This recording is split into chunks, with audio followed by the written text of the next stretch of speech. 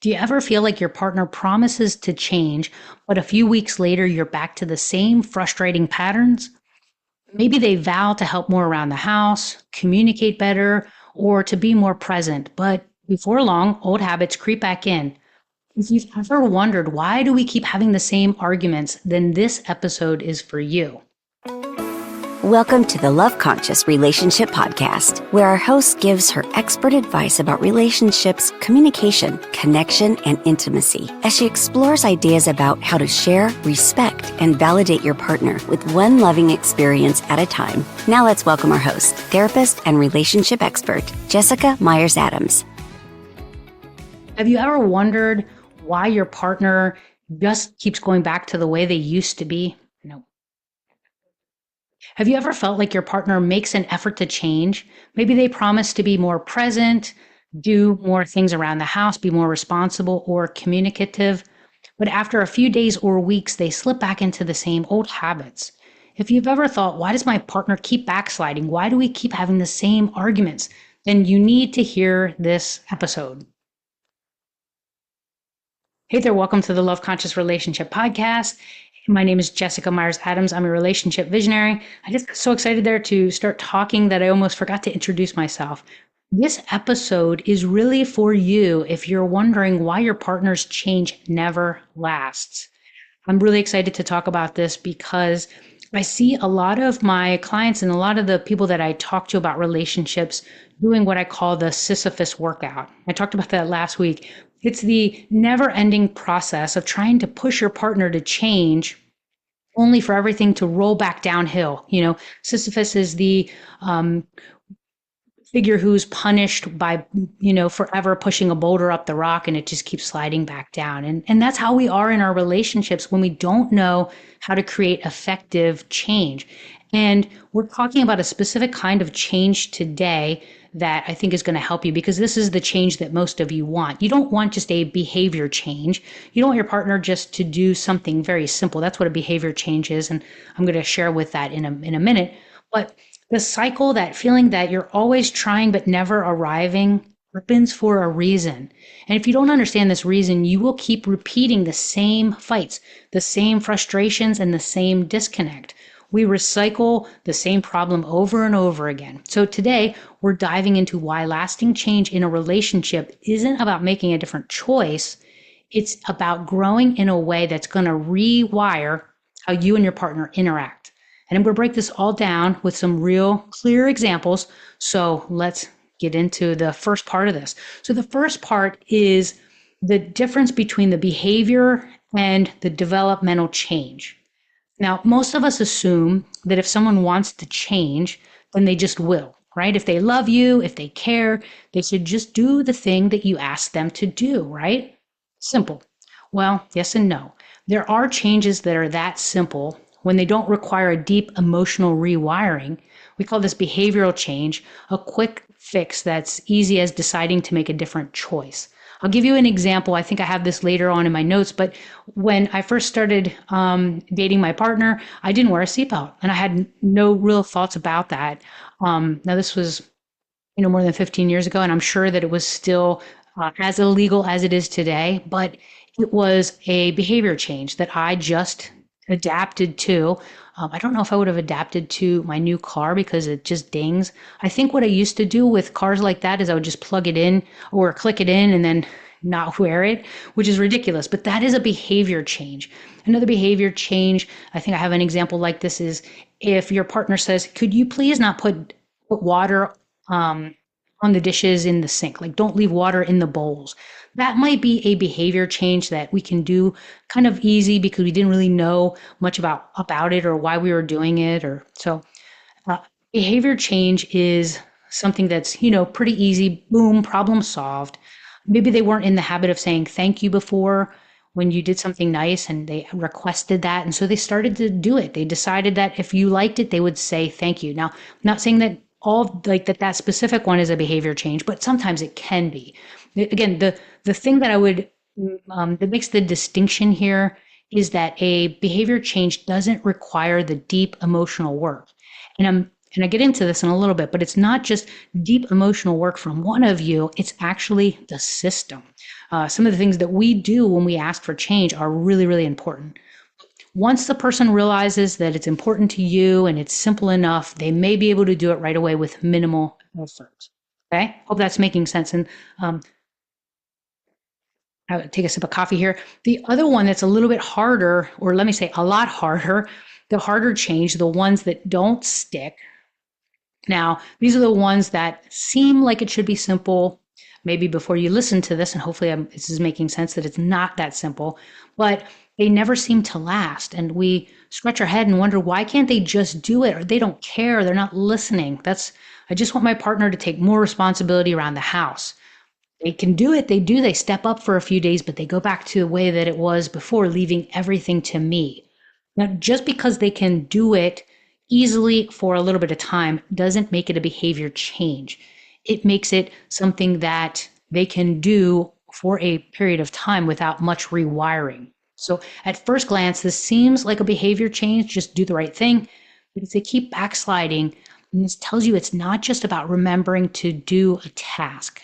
It's actually a developmental change, which I call a deeper shift in how someone relates to responsibility, fairness, and the shared effort in a relationship. So it's not just remembering to take the trash out, because that sounds like a behavior change, right? It's not. It's about shifting their internal mindset about the roles in the relationship. It's about expanding their capacity to show up consistently and follow through. And then the third thing is they're learning to recognize why they avoid responsibility or don't prioritize it. So internal mindset, capacity, and why they avoid responsibility. So it's not just a light switch, it's a growth process. And I will talk about the partner requesting these changes as well. I can tell you that it's also going to be about your internal mindset, your capacity, and your recognizing why this bothers you. So these three things we'll talk about in a different sense here after we go through why it's so hard to stick to it. So if your partner struggles with the follow through, it's likely one of these three things. Number one, they haven't built the habit of taking responsibility consistently. Like they can do it for a little bit of time, but they lack that habit. The second thing is that when they're tired, stressed, or distracted, their default mode kicks in, which means they forget, avoid, or shut down.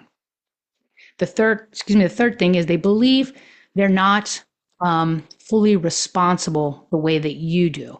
So they may not fully believe it's their responsibility the way that you do. And this is going to take some communication, and this is going to take some shifts, some developmental shifts between the two of you. And let's be real, how many times have you decided to do something differently, but when you got stressed, you went right back to the old habits? Or when you forgot about, the importance of it. Like if you didn't build the habit or you didn't fully believe that you were going to change, then you go back. So this change process is only going to happen if you make the developmental change. And there is a way to do that. So if they don't step up, here's how you can actually get some lasting change. So if you're struggling with a partner who won't follow through or keep sliding back into their patterns, here's what can happen that's going to change it. First off, I didn't say them, you will change how you respond. So instead of nagging or doing it yourself, like, oh, they didn't do it, I'm just going to do it because it annoys you, you set a boundary and then you hold them accountable. And a boundary isn't an ultimatum. A boundary is, I'm not going to do this. And let me give you some more of that. But you're going to first change the way you respond. You're not going to nag. You're going to set a boundary for yourself and for your partner. Now, the second thing is they're going to react. Whenever we set a boundary, some change in a system is going to produce some negativity. You're going to expect some complaints, some resistance, and some excuses. And that is very normal. Think about whenever you're changing something, you aren't like, I am so excited to do this. Like the first 3 days when you kick sugar or you try not to have caffeine, like you are pissy. So let's give some grace that we're going to expect some things like that. The third thing is you're going to stay consistent. If you cave, the system snaps back to the old pattern. And what do I mean by caving? Well, I get into this in a little bit with some more detail, but if you have asked them, you said to them, like, I would like us to share the responsibility of the dishes. I'd like to do those 3 days and you do those 3 days, or I guess there's 4 and 3. You're going to have to figure out that one out. But you agree to, you're going to do it a certain days, and they don't do it.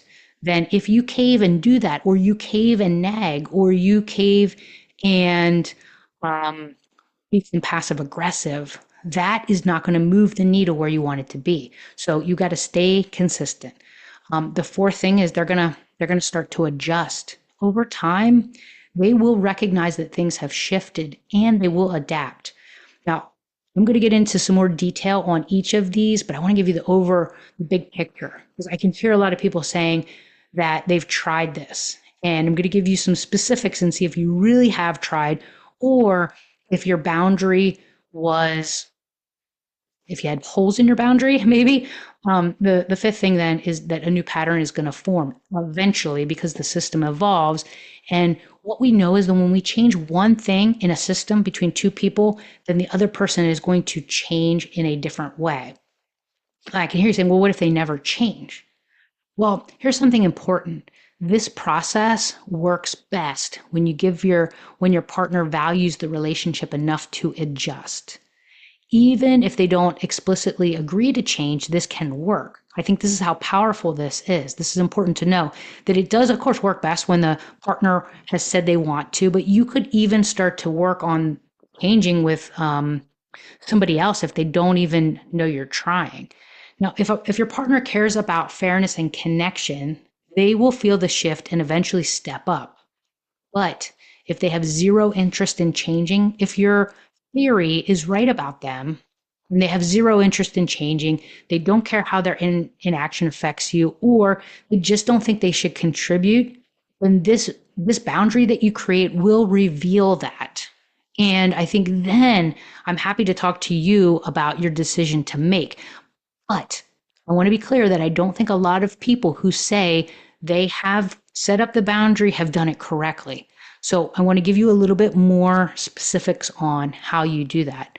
Because here's the thing, you can't force someone to do something. You can decide what you're willing to tolerate. And I think that the real work sometimes is not changing them, but getting clear on your own limits. So I hope that's making sense. And let me go into a couple of these specifics on, how this would look if you're going to create the boundary. So I told you the first thing that you're going to do is create your boundary. And I think that means telling your partner what you are or are not going to do, right? And so you are going to be telling them that, I believe in fairness, in doing chores. And they say they're going to, you said you want to help around the house. So I would like for us to both do the dishes. Now, you're going to have probably some difficulty, I would imagine, in doing it, in creating this boundary, because there's going to be a part of you that is going to want this done quicker, right? Because a lot of times we're different than our partner. We can do things, get them done, and there's no problem.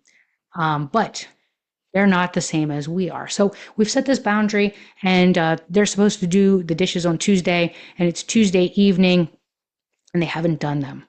So, Wednesday comes around, and I think one of the things you could do with your boundary is you could say, I am going to do the dishes that I said I would do for today, and I'm going to leave the other dishes that you didn't do. Now, there may be some resistance or some excuses, and that's normal, but you've got to stay consistent. Because if you cave, the system snaps back to the old pattern. And so Thursday comes around, and do they do their own dishes, or do they let them sit? You're continuing to go about your business, and you're not nagging or complaining. You have to probably work on some of the things that you're telling yourself. That is the shift in the development for yourself. Because like when I mentioned earlier that there's, 3 things that have to happen, you have to change or shift the internal mindset about the roles in the relationship. You have to change your own mindset to say, I don't do dishes for both of us. I do dishes for me, and my partner does dishes. Uh, Not really for them. That's not the correct internal shift. But the shift would be I do some and they do some. And if you do some or you do all of them, then that doesn't allow them to do their own. So the internal mind shift is for you to say, we each do some, and really believing that they're doing it and acting as if. And that's going to be really, I think, hard for some of us, but we have to start talking to ourselves and telling ourselves that we're okay. We have to self-soothe. Now, I have a blog that I put out this week that gives some exact examples of how to shift the internal mindset. And I'll put that in the show notes so that you can look at it, because I want to go through two other things and then I want to give you some homework to try. So the second thing is you're going to be expanding your capacity to follow through.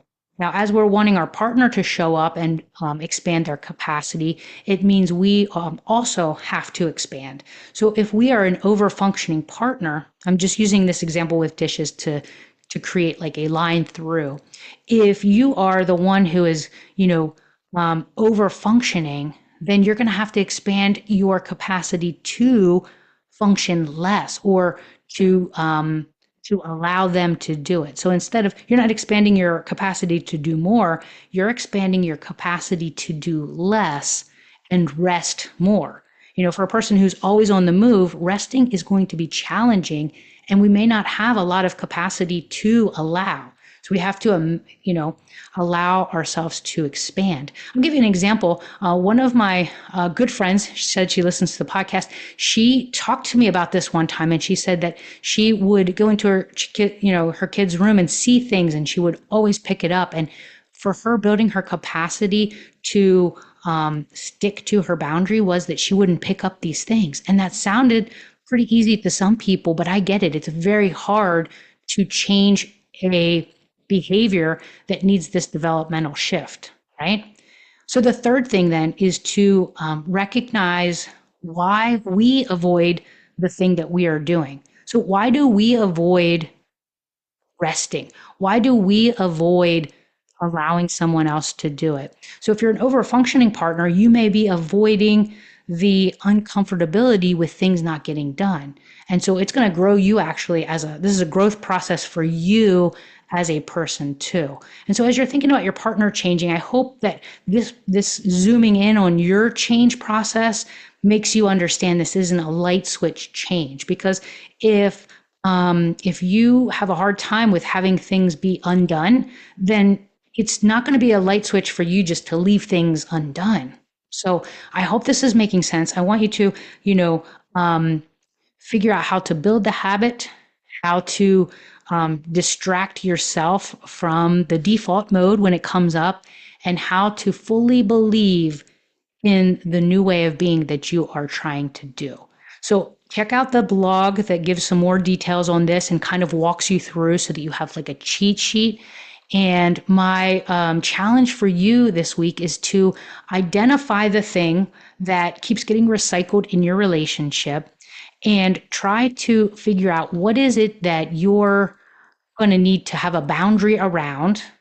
Can you shift your mindset? Can you expand your capacity? And can you accept responsibility for the change in the way that you're looking for? So I hope this is making sense. And I hope that you then, I know you like to be very fit, and I know you like to do a lot of things, but the Sisyphus workout, that isn't really, it's a never ending process. If you want to do hill repeats, I think that's great. Let's talk about hill repeats, but Sisyphus workout, I want you to stop doing that in one area of your life and get into the developmental change. So that's all I got for you this week. Hopefully it was a short one. Final thoughts. If you take nothing else from today's episode, take this. Lasting change isn't getting your partner to behave differently. It's transforming the system. And if you really want a shift, the work isn't about pushing them harder. It's about shifting how you both relate, interact, and navigate it together. If this episode resonated with you and you want to go deeper, make sure you check out the 7-day relationship reboot, where I walk you through exactly how to create these shifts, even if your partner isn't on board. Thanks again for tuning in, and I'll talk to you next time. Thanks for joining us on the Love Conscious Relationship Podcast. If you like this podcast and heard something helpful, make sure to send it to a friend and leave a review about what you liked. For more daily doses of relationship truth, follow Jessica on our socials and TikTok at Jessica Relationship Visionary.